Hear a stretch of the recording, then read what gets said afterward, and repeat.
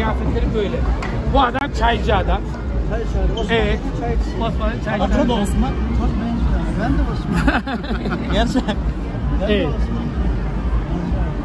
Bu kıyafet? Bu kıyafetler o dönemde kadınların giydiği kıyafetlerle. Bizim Doğu Türkistan'da bu kıyafetler hala var yani. Bizde şey diye giyiyoruz.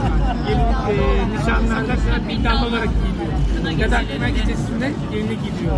Ve arkadaşlarına giyiyor. Bu adam normalde Arap bacı. Bizim Osmanlı'da geleneksel Türk tiyatrosunda şeyler vardı, demeler vardı. Evet. Mesela nerede? Osman, Ömer gel. Ömer mesela bıçağında böyle tuzsuz deli bekir. Maşallah. Ayyeş'in teki. Bir de bıyığım var. Evet, Ayyan amca var. O da üsküdar bir adam, parayı seven bir adam. Evet. Bunların ikisi işte bahsettiğim gibi Muhterem Nuri Efendi de zengin adamlar, parayı sever insanlar. Bunlar da onların kızları. Öyle mi? Evet, bu oğlu, arkamızdaki de oğlu. Zenginliğin elbisesinin belli oluyor zaten. Benim gibi oğlunuz çok sizin. Ama çok sevindim.